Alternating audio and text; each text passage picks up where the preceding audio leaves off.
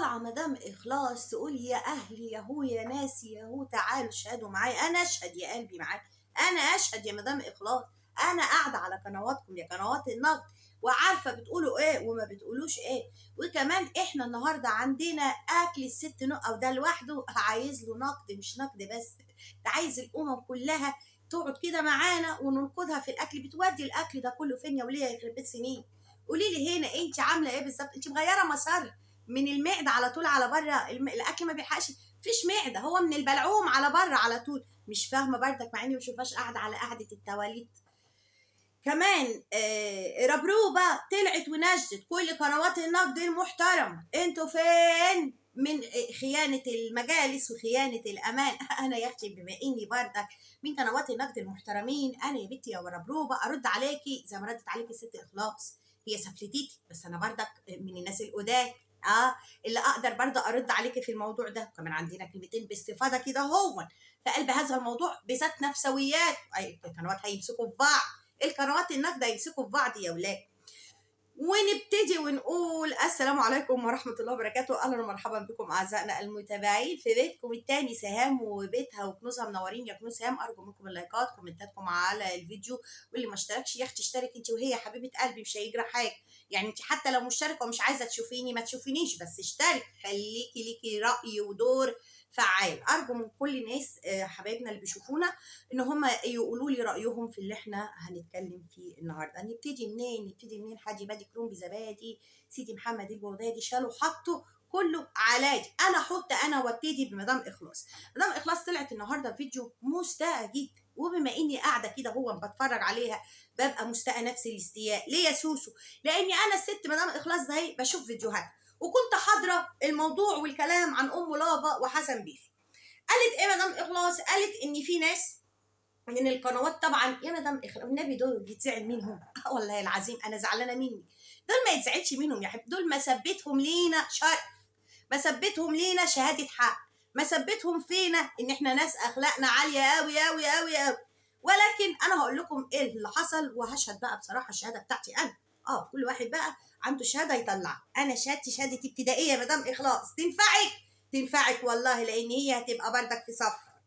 مدام اخلاص طلعت وقالت ان في قنوات من القنوات المطبلاتيه بيرموها بتوهم وبيرموها بكلام هي ما قالتهوش من قناتها. ايه هو الكلام؟ قالوا ان الكلام دوت ان ام لافا هتاخد جنين من ابناء ام شروق اخت ام جنى. ايه يا جماعه اللخبطه دي؟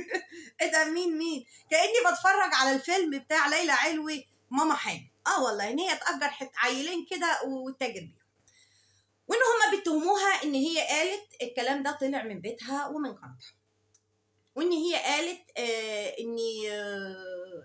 اني صدفه مش حامل وهتاخد طفل من التوأم ولاد ام شروق اللي هي خالتها تبقى او اختها تبقى ام جنى، وهتعمل بيه موضوع المولود. فطبعا طلعت جدا المدام اخلاص زعلانه جدا وبتقول انتوا عايزين تلبسوني تهمه، انتوا عايزين تقولوا حاجه ما طلعتش من بيتي. عندكم القناه بتاعتي يشهدوا عليا المتابعين، يشهدوا عليا كل اللي بيشوفني اني انا الكلام ده ما طلعش من بقي. اللي طلع من بقي ان لما حسن بيسو طلع على صدفه، وصدفه طلعت على حسن، قالت يا جماعه انا شم ريحه ترنج الاجهاض. ومن موقعي هذا ومن منطقه ومن مكاني ده هو ومن الكرسي بتاع سيبارون اللي قرفنا وعمال بيزيق ده ومش عايز يجيب كرسي جديد، فلوس الدعم نازله عليه بترخ ترخ ترخ ترخ كده هو، ومستخسر فينا حتى يجيب لنا كرسي عيد نصور عليه.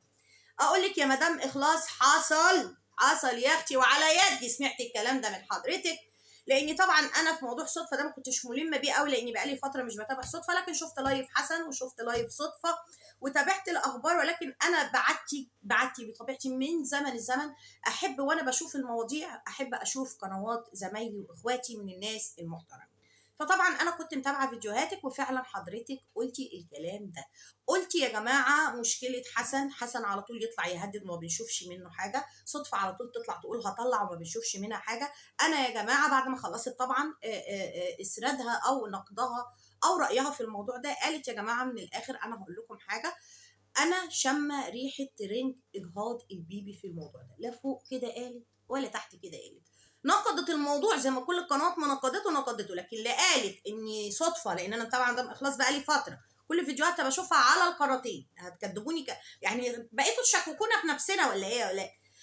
فعلا مدام اخلاص يا جماعه، لا هي قالت انا ما سمعتش ده من بيتها، ما سمعتش دوت من فيديوهاتها، ولا سمعت ان هي قالت الكلام ده.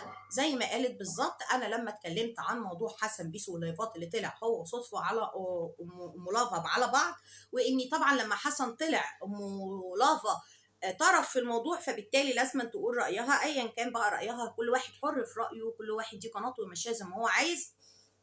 الست اللي قالت ان صدفه هتاخد بيبي من ام شروق، ولا قالت لا في القناه دي ولا القناه دي، ولا اللي انتوا بتتهموها بيه دوت حصل من قناتها. ست زي ما قالت اني انا قلت من بيتي ومن لساني اني انا شامه ريحه ترند، او اني بيشبطوا في بعض عشان تطلع كمان بالاماره. قالت كده، قالت ايه؟ اني تطلع صدفه تقول انا اجهضت بسبب المشاكل اللي حاصله اليومين دول ما بيني وما بين حسن. هو بيقول وانا بقول فزعلت، فكان جالي تسمم حمل واجهضت. طبعا لو صدفه حامل ربنا يا رب يتم لها على خير ويصلح حال العباد. ده كانت كلمتين يا مدام اخلاص. الناس دول ما ياما بيقولوا حاجات كذب، واللي احنا هنسمعه هنطلع نقوله، واللي ليه كلمه حق هنطلع نقول له انت ليك كلمه حق.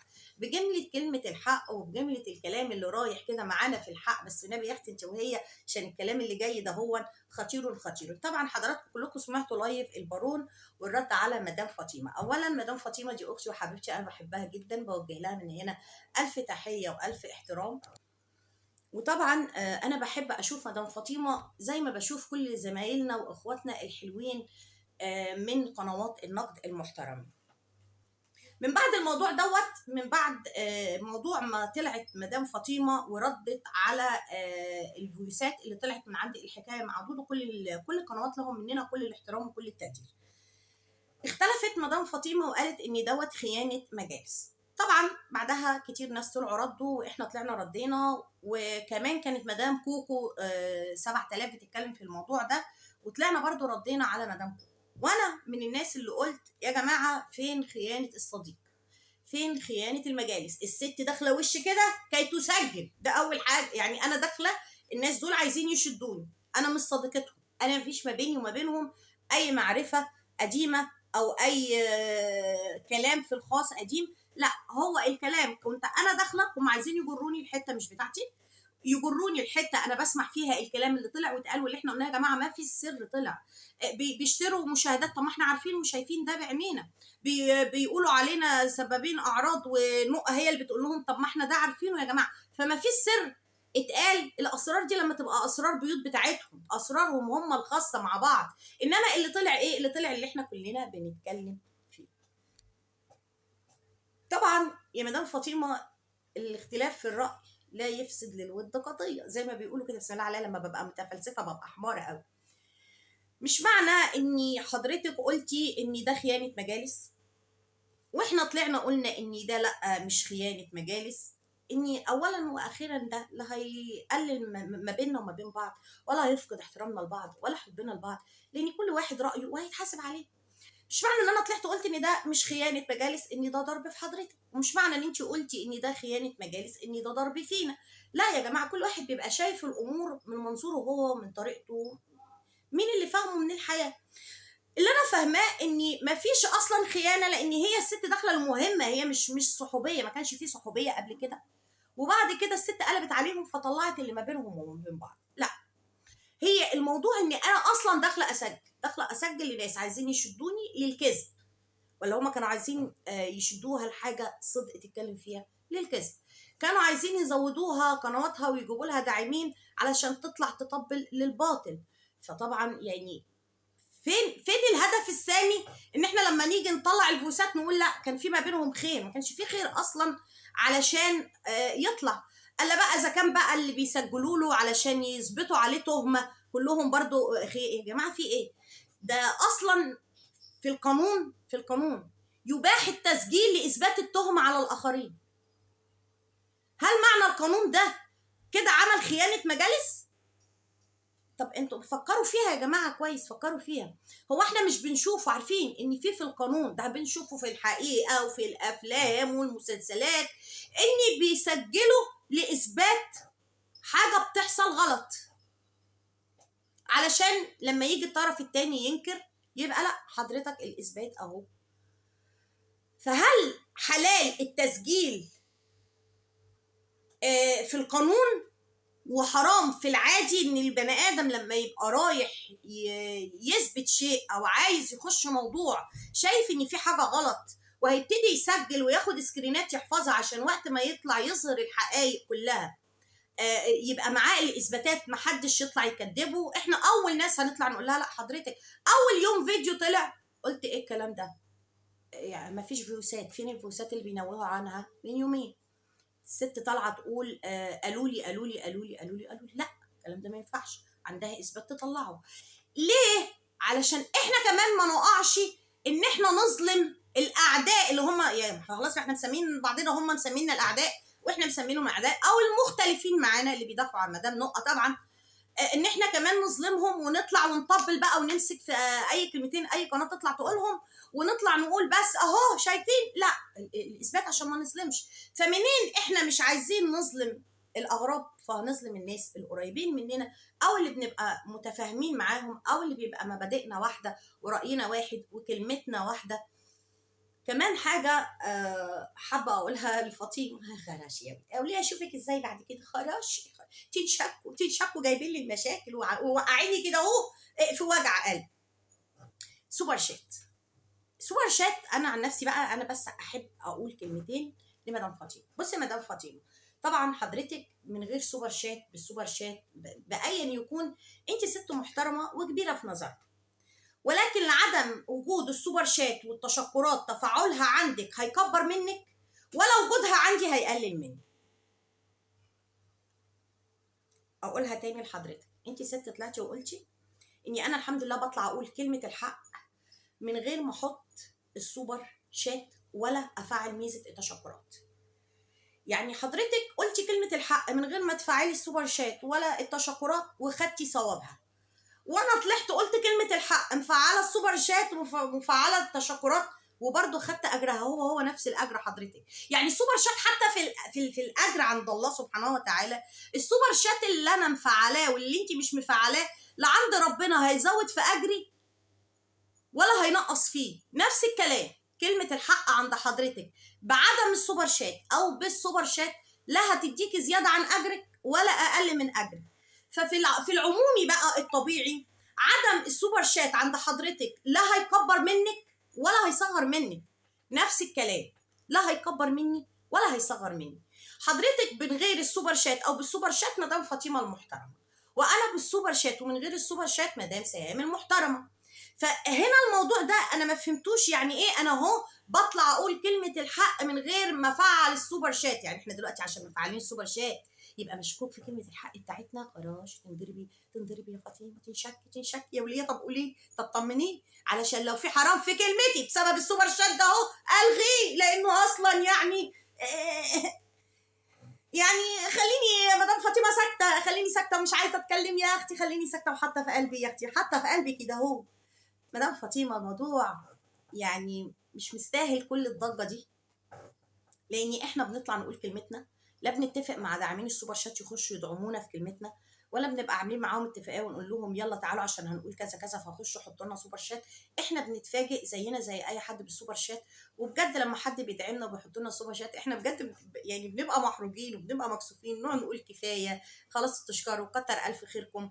فحضرتك يا مدام فاطمه السوبر شات ده مش محور لاي نقاش خالص، ولكن نختلف مع بعض اذا كانت دي خيانه مجالس والله اعلم او مش خيانه مجالس والله اعلم. في الاول وفي الاخر يا جماعه يعني الاختلاف ده يعني محتوى صحي ان احنا كده يعني ايه ان احنا هو بنختلف، مش كلنا ماشيين زي ما هما بيقولوا، لا كل واحد بيبقى شايف الموضوع بطريقته او كلمه الحق بطريقته او وجهه نظره اللي شايفها بطريقته بيطلع يقولها. حتى لو احنا قنوات نقد وماشيين في موضوع واحد بنقول كل اللي فيه غلط، يجي علينا وقت ان احنا نختلف مع بعض ونبقى شايفين وجهات نظر بعض مختلفه، ولكن في الاول وفي الاخر ما بيننا الاحترام وما بيننا التقدير وما بيننا الحب.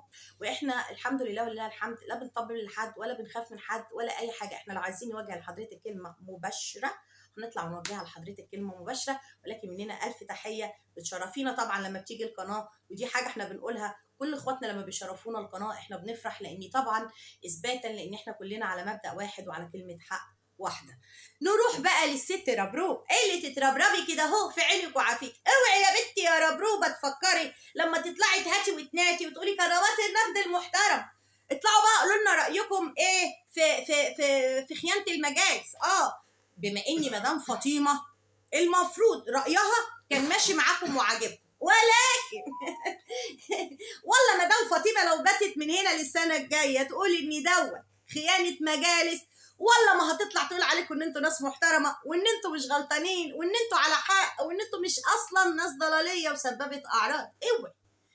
اوعي فاطمه تختلف معانا عشان ست محترمه وعارفه ان هنختلف والاختلاف دي حاجه صحيه. انما فاطمه تقعدي انت بقى تهاتي وتناتي عشان تطلع فاطمه تقول لك ايوه يا رباب انت على حق وكلامك مظبوط. لا، مدام فاطمه بتقول كلمه الحق اللي هي عايزه تقولها لو على رقبتها، ولكن ده مش معناه ان هي مسنداكي. لا افهمي بقى، افهمي عشان انت حمار.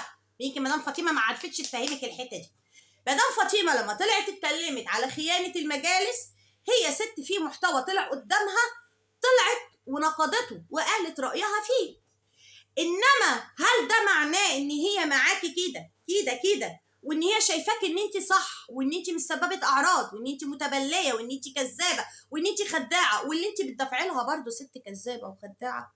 فلا حضرتك يا ريت بس تبقي فاهمه شخصيه مدام فاطمه، لان مدام فاطمه هي تقدر تنتقد اللي هي عايزاه، ولكن رايها واحد فيكي مش هيتغير. ولكن يا بنتي تعالي وانا ارد عليكي واطلع واقول لك يا حبيبه قلبي على موضوع خيانه المجالس. والله احنا ردينا وقلنا راينا وقلنا الله اعلم، ومدام فاطمه ردت وقالت الله الاعلم، والبهدوره ردت وقالت الله الاعلم، وكله رد وكل واحد. وصاحبه الحكايه مع دودو هي اللي شايله الوزر كله وهي عارفه هي بتعمل ايه وبرده قالت الله اعلى واعلم. ده مش موضوعي. موضوعنا اللي بتستشهدي بان الناس تيجي تقول كلمه حق في خيانه المجالس. طب ده انت اكتر انسان على الدنيا خاينه لاعداد المجالس وخاينه للناس وخاينه الاصحاب.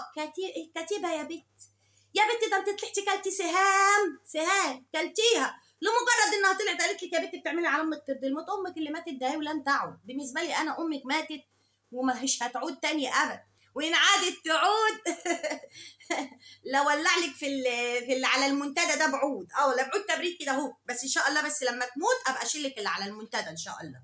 ولو انا اللي مت الاول، لان العمارة في الاول في الاخر بيد الله، ما حدش عالم مين هيموت قبل مين. هيفضل قاعد على المنتدى بتاعي النعم بتاع ست الكل اللي هي ست الكل امك انت طبعا، اللي هي ماتت ومش هتعود. دي اكتر انسانه خاينه، اكتر انسانه سببت اعراض. يا لهوي، ما في واحده طلعت قناه نقد محترمه لما قالت لك ثبتي عرضي في مواضيع مختلفه. امبارح كانت اخلاص والبهدوره وفارس وغيرهم في موضوع صدفه، والنهارده مصريه وانا وفريد وتوته وافكار وكل قنوات النقد في موضوع هناء. انت بتاخدي الناس كهدف للبيزنس، مش مهم البيزنس ده حلال ولا حرام، وبتطلعي بتقولي انا بدافع عن الحق على مدام نقطه. يا عديمه الحق اللي ما تعرفيش حق اصلا في حياتك. انت شتمتيني اصلا وانا مفيش ما بيني وما بينك حاجه، فهنا انت سببت اعراض. ليه؟ لانك لو حابه تدافعي انت حره، ده حقك تدافعي، حقك تشوفي مين مظلوم تقفي معاه، مين ظالم ما تقفي ضده، انت حره. ولكن لا كنت تسبي عرض ولا كنت تشتمي ولا كنت تاخدينا كده لمجرد ان احنا بننقد هناك. انت ما تتشافيش اصلا. انت ما تتشافيش اصلا. نقرة الجميل، خاينه اللي بيقف معاكي في يوم من الايام. انا في يوم من الايام لما هشام متولي طلع وشتم امك وسبها علشان انتوا كنتوا عمالين تقولوا عليه، طلعت قلت له لا، عايز تشتم اشتم، عايز تجيب حق مراتك هات حق مراتك، انما ما تشتمش ست كبيره المفروض حتى لو هي غلطت فيك وشتمتك. لكن انتوا اقذر من ما يكون. انت اللي عايزه قنوات النقد المحترمه تطلع تقف معاكي في خيانه المجالس. موضوع وعدى حبيبتي وخلاص، موضوع وعدى. طلعت الست فاطمه قالت رايها فيه وطلعنا وقلنا راينا في موضوع وخلص وخلاص. هتقعدي تمسكي فيه علشان نطلع نقول لك ايه يا حبيبه قلبي؟ نطلع نقول لك انت اكتر خاينه للمجالس، انت اكتر خاينه لاصدقائك، انت سببت اعراض، انت سافله، انت وامك 2 ستات سافلين قلالات ادب. ان شاء الله ربنا ياخدكم يعني اخده واحده كده عشان ما اشوفش طلتك المقرفه اصلا. انت اللي كدابه، انت اللي منافقه. انت اللي الشراء والبيع يا متباعين يا اللي فتحتكم على اليوتيوب كلها، ها باينه كده قد عين الشمس. انتوا اللي قابضين علشان تقفوا في الضلال وعشان تشتموا وعشان تسبوا وعشان ايمان معاها مشكله مع مغتربه مصريه، معاها مشكله مع مغتربه مش معاكي. كونك لما تطلعي انت تسبيها وتقولي اصلها بتسب عرض بنات هناء، ما انتوا ثبتوا عرضها وعرض بناتها واخواتها وقرايبها. ومع ذلك احنا ما بنطلعش نقول الا اللي بنشوفه بعينينا على الكاميرا. نقة هي اللي خلتنا نشك في اخلاقها ونكدبها من كتر كذبها ونقول ان هي كانت عايشه مع الطيار، لان كل حاجه في بيت الطيار كانت في البيت اللي هي عايشه فيه كانت حاجه الطيار موجوده. نقة هي اللي حطت لبنتها على الكفر على البانر بتاع الفيديو او على الصوره المصغره اللي عاملاها للفيديو في يوم من الايام على قناتها لسه موجوده لحد دلوقتي، نوع الجنين لبنتها اللي هي المفروض الكبيره اللي لسه اصلا ما اتجوزتش، وقالت تعالوا اعرفوا معانا نوع الجنين. اي نوع جنين والنبي بقى ان شاء الله اللي نقدر نعرفه معاها؟ نقة اللي دخلت الكبان بتاعها وطلع في الكبان بتاعها عربيه اطفال بيبي صغيره بتعمل عندها ايه وجات لها من اين لك هذا؟ ولا لقيتها في الشارع قالت تاخدها تحطها عندها لعل وعسى اهي لما عيله من البنات تيجي تتجوز ان شاء الله في القريب العاجل اهو يبقى عندها بيبي ناخد لها العجله. انتوا بتستهبلوا وبتستعبطوا على مين؟ انتوا بتستهبلوا وبتستعبطوا على مين؟ اول من خاضت في شرف عيالها هي هناء، اول من طلعت قالت انا رخيصه هي هناء، اول من طلعت وقالت انا هرمي بناتي عشان الشبخ هي هناء، اول من طلعت حكت عن الطيار وقالت ده كان عايش معايا 5 سنين وكنت بحميه وكان ملحد هي هناء. لما احنا نطلع ننقد الافعال الغلط والاكاذيب اللي بتطلع منها من الفيديو تطلعوا تقولوا لنا ان احنا اللي بنسب العرض. لا نحط النقط في مكانها يا ربروبه. انت اصلا لو عندك دم ما تطلعيش على اليوتيوب، انما انت بجحه وما عندكيش دم وقليله ادب ومتبليه. لا ومن كتر فجرك يا فجره طالعه تقولي قنوات النقد المحترمه اللي انتوا بتشتموها. ما هما قنوات النقد المحترمه اللي بيقولوا لك يا سبابه الاعراض. قنوات النقد المحترمه اللي انت مستنيه تسمعي منهم. ما انتوا لو عندكم قنوات محترمه كنتوا قلتوا اللي انتوا عايزين تقولوه حد صدقكم. بتناشدي بقى قنوات المحترمه بتاعت النقد. انهي قناه نقد محترمه ان شاء الله؟ ما انتوا بكفايه مش انتوا ناس محترمين؟ انتوا بقى مع نفسكم كده اضربوا نفسكم في الخلاط وقولوا اللي انتوا عايزين تقولوه. انما بتناشدي قنوات النقد المحترمه تطلع تقول خيانه المجالس. شوف مين اللي بيتكلم، اللي قاعده في الضلال والحرام كله. احنا هنفضل كاسرين عينكم، احنا هيفضل شبشب الحمام بتاعنا على راسكم، احنا هنفضل اشرف منكم. ليه؟ لا طلع لنا فيوسات ولا طلع لنا اتفاقيات ولا المنشقين من الجروب بتاع اللي احنا عاملينه على نقة وراحوا لكم قدروا يطلعوا حتى مسج كده كتابيا. يا متبليين يا ضلاليين طالعه تنجي قنوات النقد المحترمه اللي انتوا ليل نهار بتشتموهم وتقولوا لهم يا ملحدين ويا كذابين ويا اللي فيكم ويا اللي عليكم، انهم يطلعوا يقفوا جنبك وجنب المدام نقة. نروح للمدام نقة بما ان احنا بنتكلم على المدام نقة. او المدام نقة يا ولاد طلعت لكم بحبه فيديوهات الايام اللي فاتت اوعى وشك، اكل ثم اكل ثم اكل، ما تيأسوش لسه بدري، ثم اكل شبعتوا ثم اكل اكتفيتوا ثم اكل. عارف البني ادم لما يبقى جعان ويبتدي اكله كده وان هو جعان كده ونفسه ياكل على رأي، بتبتدي في اول ما بياكل ماشي اوكي ماشي الحال، بياكل بسرعه بياكل كتير. انما على رأي ما بتبتدي يخش كده في الاكل ويبتدي يوصل لنص الاكل بيحس انه شبع، يبتدي طريقه الاكل تهدى بقى خلاص شبع، يبتدي بقى ايه ياكل يبتدي خلاص شبعت. نقة ما بتشبعش من اي حاجه، حقيقي ما بتشبعش من اي حاجه.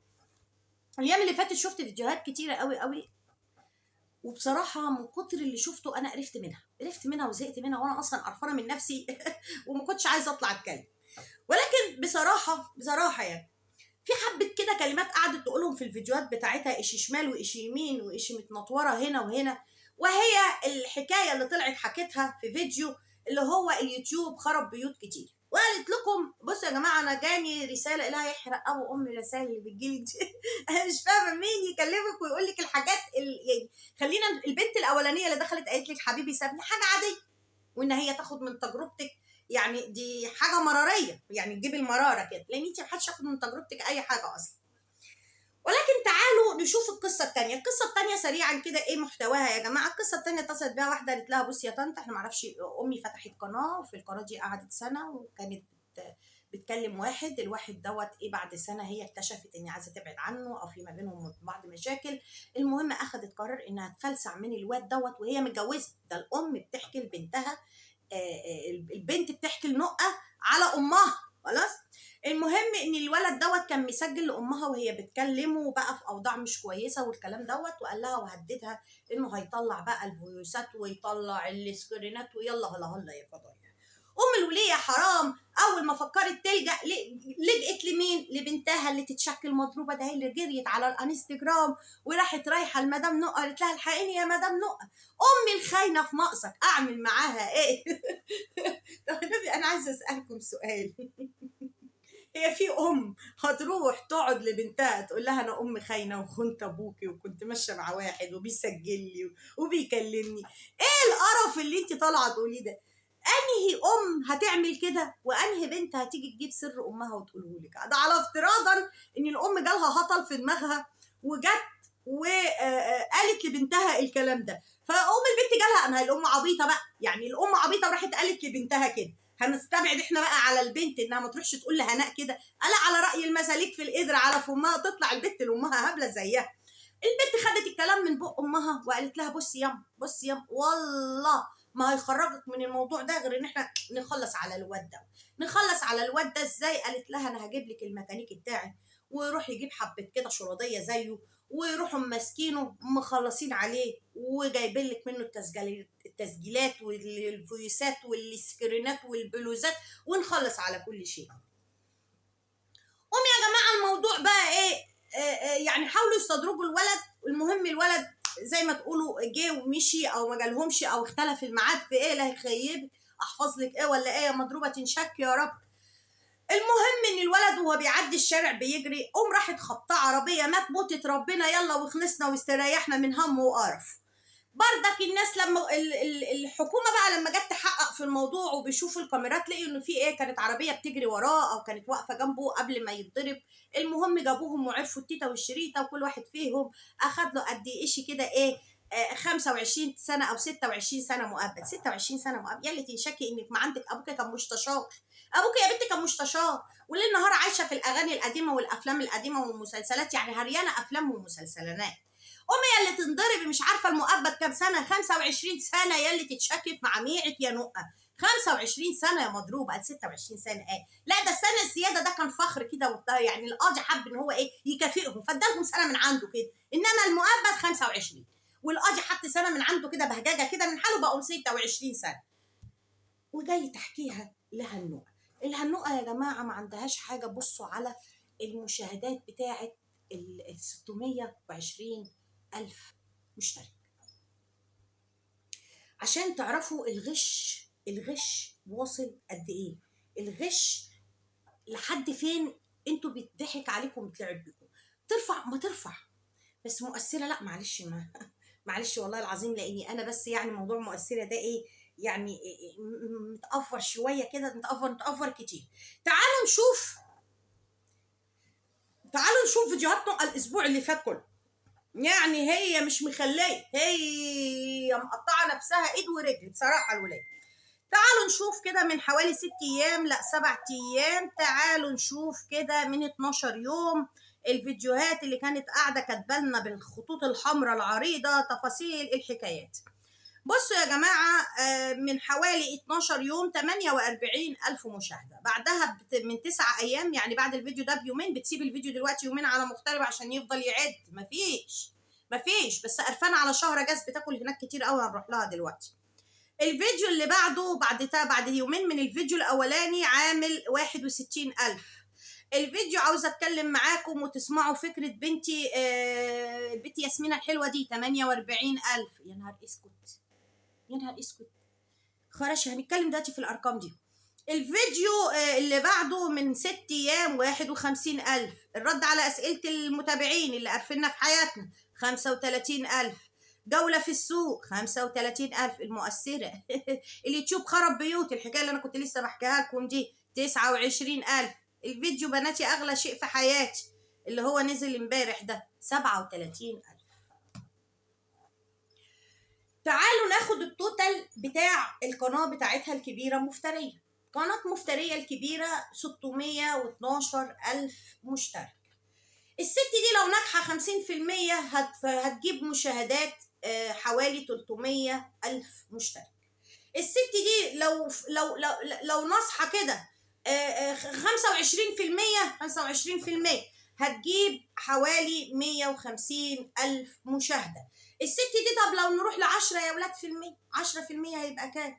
10% يعني 10%، وده رقم عامل زي 1% بتاع الشرخ كده اللي ما عرفتش ترجع بيه، يعني فشل ذريع. المفروض تجيب 60,000. الست دي عملت من معدل المشتركين عندها النسبة المئوية بقى اللي احنا المفروض نفهم منها الناس دي دنيتهم ايه، هو المشاهدات بتاعتهم. فست الكل الجميلة عاملة 30 و40 ألف، يعني حتى ما وصلتش لل10% مشاهدة من قناتها المؤثرة. ده ما ينجحكيش يا نقة، ده يخليكي تعيدي سنة واثنين وثلاثة واربعة. يعني النتيجة دي يعني الدرجة دي المشاهدة دي انت فاشلة. وممكن كمان خدوا بالكم ممكن كمان تكون مزودة مشاهدات، يعني رافعة مشاهدات. هو اللي يرفع مشتركين يرفع مشاهدات، يرفع لايكات، يرفع كومنتات، هي اللي بتطلع تتكلم. خدوا بالكم يا جماعة، اللي يطلع يقول لكم أنا سألت عشان أعرف الناس دول بيعملوا إيه لما يأذوني، وعرفت إن الكومنتات بتشتري. ده ال 100 كومنت ب50 جنيه يا ولاد، ده ال 1000 مشترك بكذا يا ولاد، ده الكذا يا ولاد. يعني هي سائلة وعارفة وبترفع، فبترفع مشاهدات وبترفع مشتركين. يعني كمان المشاهدات اللي عندها مشكوك فيها إن يكون فيها كمان شراء مشاهدات، وارد، مع انها مشاهدات معفنه اصلا بتجيبها على القناه التانية الصغيره يعني بسهوله جدا، ولكن وارد. ليه؟ عشان هي ست فاشله. فاللي هي فيه اليومين دول والعناوين اللي عماله تكتبها ده فشل ذريع، ما عندهاش حاجه. ما هي تتكلم يا انا مين حضني، يا مين بسني، يا تعالوا شوفوا اتسحر لي، يا اتضربت، يا اتخزوقت، يا اما ما فيش مشاهدات لان القناه مرفوعه فين. مشاهدات دي مشاهدات ناس قناتهم 100,000 مشترك. يعني لما يبقى عندي 30 و40 ألف، المفروض قناتها لو هي ست مؤثرة تكون 50,000 مشترك، بتجيب ال 30 40 ألف، يعني كل الناس بيشوفوها، 100% عندها بيشوفوها. لما يبقى عندي 100,000 يبقى عندي 50% بيشوفوني، 40% بيشوفوني. إنما 620,000 فدي نصبة. تعالوا نروح لموضوع الأكل. اللي هناء بتعمله في الأكل، خدوا بالكم يا جماعة، هي هناء كده، يعني هي مش بتعمل كده عشان متغاظة ولا بتعمل كده عشان تستفزنا، لا هي جشعة كده، هي بتاكل بالطريقة دي. لأني أنا عايزة أقول لكم حاجة، اللي متغاظ هيتغاظ مرة مرتين، كل ما طليقي ينقح عليا. الطلاق ده كان من فترة، والمفروض إن فترة الغيظ منه انتهت وعدت وخلصت. طيب عشان تستفزنا مش هتقدر، يعني عشان تستفزنا مش هتقدر تجاري استفزازها لينا في كميات الاكل الاوفر. يا ولاد الست كلت في اليوم ده 3 مرات فطار، ومع الفطار ده اكلت غدا مع جاتوه اللي هي كوره البطاطس اللي كانت عاملاها قبلها بيوم. وقالت لكم الصبح انا فطرت بتوست كده مربى مع الفنجان، وده مسح زور كده يا ولاد بس عشان اقدر بس اتحرك واخرج. ورجعت جت من السوق بتاكل الجبنه اللي قطعتها مع العيش اللي قطعته، اكلت منه، وكلت كمان يخرب بيت سنينك نص اللفت اللي كانت واكلاه قبل كده مع السمنه مع الزبده اللي بتاكل اللفت بالزبده، ما علينا. وبعد كده كلت فجل الفجل ده اللي راس الفجر الحمراء اللي بتقعد تاكله كده، يخرب بيت سنينك لا تشك يا يخرب بيتك، ما بيجيكيش تلبك معهم اللي انت بتعمليه في نفسك ده ابدا ما فيش خالص. وكلت يا ولاد التين الشوكي طبق التين الشوكي اللي هو انا اصلا لو التين الشوكي ده اكلته هو ده كفايه عليا في اليوم كله، فطار وغدا وعشاء، وانا الحمد لله كده راضيه ومسترضيه. وبعد كده قالت لكم ان انا كان عندي قطعه جاتوه اكلتها كمان، وبتقول لكم كمان بقى ان شاء رب العالمين ممكن ابقى اخد حبه لب كده قرقشه وفرفشه، يعني برضك ايه يعني الحمد لله ولله الحمد. المفروض اللي زي دي يجي لها تلبك معه وتروح على المستشفى على طول، تروح على ايه، على المستشفى على طول. قبلها في الفيديو اللي قالت انا هعمل فيه بطاطس، اللي هي الكرات اللي تاني يوم اخدتها وراحت بيها عند جاتوه، قالت لنا ايه؟ قالت لنا ياسمين جايه، ياسمين بتحب البطاطس. انا بقى بفطر دلوقتي يا جماعه، وهقوم اعمل بقى البطاطس اللي انا بعملها بالفراخ الشاورما دي. وعملتها قبل كده في مغتربه علشان ياسمين وهتاكل معانا. وبعد كده رجعت سحبت الكلام على طول وقالت لك ايه، اصل ياسمين كلمتني قالت انا هعمل غدا علشان ايه، عشان خاطر ياسمين. وبعد كده راحت على طول معدلها وقالت ايه، علشان ياسمين وعدتني انها هتيجي، فياسمين لما بتوعدني انها بتيجي بصراحه ما بتخلاش بالوعد، بنت زي امها لما بتوعد بتوفي على طول. هو ياسمين كل يوم بتعدي عليكي، ولا ياسمين بتجيلك في الويك اند، ولا انت بتستهبلي وبتستعبطي؟ تستهبلي وبتستعبطي ليه بقى؟ لانك انت كل يوم كميات الاكل اللي بتعمليها واللي بتاكليها. انا لما ابقى واحده عايشه لوحدي واكلت كل كميات الاكل دي، والله مش هفكر، مش هقوم اعمل غدا. انا والله ما هفكر لا اعمل لا غدا ولا عشاء ولا افطار تاني يوم، لانك المفروض ان انت اصلا عندك مخزون اللي انت اكلتيه قدام عيني انا يكفيكي 3 4 ايام، ما تاكليش حاجه تاني. ولكن كونك ان انت بتطلعي كل يوم تقولي انا بعمل اكل وتعملي اكل بكميات كبيره قوي، فدوت اثبات يا ست كل ان بنتك قاعده معاكي. هل من الطبيعي بقى بنتك اللي بتشتغل 12 ساعه في اليوم وبتقولي طالع عينيهم بيشتغلوا 12 ساعه؟ لا، خلينا نقول الرسمي 8 ساعات، بتشتغل 8 ساعات. يعني واحده بتشتغل 8 ساعات، بنت متجوزه وجوزها هيرجع بعدها بساعه او بساعتين، من الطبيعي لازم هتروح على بيتها. اذا كان عندها هدوم عايزه تغسلها، اذا كان عندها اوضه عايزه تتروق، ما هي بقى صحت من النوم لبست وجريت راحت على شغلها. فحضرتك كل يوم ياسمين جايه تاكل عندي، فدوت بقى استهبال. انجزي واخلصي واطلعي بقى بالايه، بالافلامانات بتاعتك، وقولي ان ياسمين خلاص خدت قرار انها تقعد معايا. ليه؟ لان شكلك بقى وحش قوي قوي، بقى شكلك بقى مزبله السنين، بجد بقى مزبله السنين. عايزه كمان بتسالي المتابعين على راي على رايهم، ويقولوا لك رايهم ايه في الثلاث بلوزات اللي انت جبتيهم. الواحده ب10 يورو، قرب واتفرج، البلوزه ب10 يورو، قرب واتفرج. معفنين معفنين والله، ذوق واحده معفنه، بلوزات من ايام بيلبسوها اكيد اللي زيك. بس المفروض بقى يعني بنشوفك بذوق مختلف او ستايل مختلف، ما ترجعيش بقى للبلوزات 10 يورو. ايه يا معفنه البلوزه اللي راحت تشتريها ب10 يورو دي؟ بلوزات ايه اللي انت تخفيضات ايه اللي انت بتروحي تجيبي منها بلوزات؟ دي كانت ملبوسه قبل كده ومركونه عند ناس عواجيز وبيبيعوهم يعني كده زي السوق بتاع الكانتو، زي الوكاله عندنا مثلا بقى في جايه هدوم من بره ملبوسه ويبيعوها كده في الكانتو. ده نفس الكلام. انا بيتهيألي ان البلوزات الساده ب 9 يورو احسن بكتير بصراحه، لان هم الوانهم ساده، مش هيفتري احنا كده كده يعني. انت قرفانه من كل حاجه. لكن الثلاث بلوزات ام بلوزه ام 10 جنيه حاجه معفنه، استزوقي يخرب بيت معفنتك، معفنه بجد. ايه القرف اللي انت بتعمليه في نفسك ده؟ كلماتك كلها كله في بعض عك، كله في بعض كذب. مش عارفه تطلعي تعملي ايه، مش عارفه تطلعي تقولي ايه، غير انك ست فاضيه ومالكيش غير في الاكاذيب والافلامانات. مالكيش غير في الاكاذيب تاني برضو رايحين عند ميسيو جاتوه، تاني برضو جيت لقيته وهو بيصلي وقابلني استاذ مصطفى، بقول له انت فين يا استاذ مصطفى، جاي منين يا استاذ مصطفى؟ قال ده انا رحت اخبط على جانو لقيته بيصلي، فشويه كده هلف اللفه واجيله. ولما جانو ولما مصطفى دخل عليكي في اخر الفيديو ورحت قايله له ايه، استاذ مصطفى انا قلت لهم مش انا سالتك ميسيو جاتوه فين؟ قلت لي لقيته بيصلي. ها لقيته بيصلي. الراجل تنح كده، لا رد ولا صد. وقلت له انا كمان جيت لقيته بيصلي فخبطت خبطتين كده، ما لقيته مندمج في الصلاه، ما رضيتش اقطعه، قلت لا خليه براحته لما يخلص صلاه واخش عليه.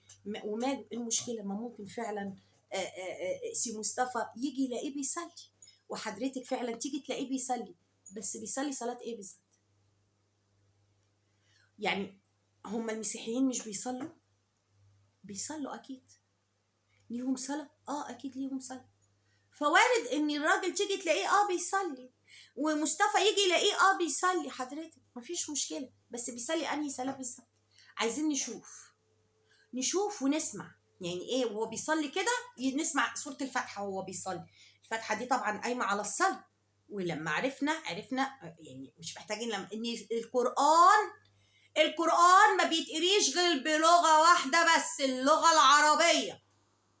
فحضرتك كده وهو بيصلي كده وفي خشوعه نسمع كده ايه سورة الفاتحة وهو بيقراها بصوت عالي. يقول له يا ميسيو جاتو لو سمحت انا هصورك وانت بتصلي وتابعينك حبايبك ميسيو جانو نجم اليوتيوب دوت شقيوي كمان حبوب. زي ما عودتها بقى يغني يقول لك لا لا لا لا لا لا لا لا لا لا لا لا لا لا انت بتقولي ميسيو جانو وهو بيقول لا لا لا لا لا. فالراجل بقى برضو يقرا لنا بصوت عالي كده. قولوا له متابعينك ومحبينك يا ميسيو جانو عايزين يقشعروا كده لما انا بقشعر وانت بتصلي. فبعد اذنك يا ميسيو جانو علي صوتك في الصلاه، هتخرسينا على الاقل. شوف الراجل بيصلي ركعه كده كامله من اول ما يبتدي كده بسم الله الرحمن الرحيم لحد ما يقوم للركعه الثانيه بسم الله الرحمن الرحيم. ونبقى كتر الف خيرك والله ابهرتينا وتبقي بصراحه فرجتينا، يعني معجزه من المعجزات. الجدال والقصص والمشاكل والقرف ووجع القلب اللي بنشوفه ده استحالة يكون بيتشاف أو استحالة بيكون بيحصل من قناة ست طبيعية. بجد بجد بجد انت يا هناء محتاجة تروحي مصحة تتعالجي. بجد انت محتاجة ان انت تتعالجي. بجد طريقة السخافة اللي بتقعدي تاكلي بقى تقولي نعمل فيديو نجيب حق السندوتش نعمل فيديو نجيب حق اللي مع نعمل فيديو نجيب. هو انت ما بتزهقيش من اسئله المتابعين اللي اتسالتيها او في الكلام اللي انت اتكلمتي فيه؟ برضه نفس الكلام ان في واحده عايزه تيجي فرنسا، وبرضه نفس الكلام بعتت لك وقالت لك انا عايزه اجي فرنسا وجوزي هيجددوا له الكونتراتو بتاعه وانا عايز ياخدنا وانا بصراحه مقلقه. ورجعتي تعدلها نفس الكلام اللي طلعتي بيه في فيديو قبل كده. المتابعه اللي قالت لك انا عايشه في دوله عربيه وعايزه اجي باولادي في دوله اوروبيه، ولكن انا خايفه من عادات وتقاليد الدول الاوروبيه لا تاثر على ابنائي. وطلعتي عملت لنا فيلسوفه وكلنا طلعنا نقدنا الفيديو ده وطلعنا اتكلمنا فيه. وقلت لها زرعتك وخلعتك وبنتك وولادك لما تربيهم على الاساس وعلى الدين. وطلعنا في الفيديو ده وقلنا لك اللي احنا شفناه من بناتك له في دين ولا فيه اساس تربيه ولا فيه اساس اي حاجه. اولا بنتك الكبيره قاعده بعيد عنك لبسها خليع جدا. بنتك اللي معاكي في البيت قاعده معاكي في البيت لبسها خليع جدا. انت ذات نفسك الام خليعه في كل تصرفاتها من اول حاجه لاخر حاجه. خليعه في صورك اللي انت حطاها على الموقع اللي انت بتأجري فيه الاوض بتاعتك. خليعه في طريقه اسرادك لحياتك مع جوزك الخاصه جدا. يعني مش بناكل ايه ولا بنطبخ ايه ولا راح شغل ولا جه من شغل. لا لا لا، ده احنا دخلنا لحد اوضه النوم وبيحسس لك في شعرك ومعرفش ندير ايه سكرك وطلوعك على الكاميرا وانت سكرانه وضاربه ومش واعيه. الهستيريا اللي بتطلعي فيها، الرقص وقله الادب واللي انت بتعمليه يخرب بيت سنينك. يا وليه احترمي سنك، يا وليه احترمي سنك. فلا انت عندك اخلاق دين طالعه علينا، ولا افعال دين طالعه علينا، ولا تقاليد طالعه علينا، ولا تربيه طالعه علينا، ولا اسلام طالع علينا في تربيه او مفيش اي حاجه عندك طالعه علينا. علشان انت برضو اللي تروحي تنصحي الست انها لما تيجي في اي دوله اوروبيه. خلي الكلام ده للناس اللي فعلا مهما غربتهم الدنيا ومهما بعدتهم عن دينهم وعن عاداتهم وعن تقاليدهم. مفيش حد بيبعد عن دينه طبعا، عن عاداته وعن تقاليده وعن بلده. ان هم ابنائهم ما يتاثروش بالطريقه اللي احنا بنشوفها لا عليكي ولا على ابنائك. ففاقد الشيء لا يعطيه يا نقتي يا حزلمبؤتي فاقد الشيء لا يعطيه. اشوفكم في موضوع تاني، اشوفكم في فيديو تاني. اشكركم جدا جدا واقول لكم السلام عليكم ورحمه الله وبركاته.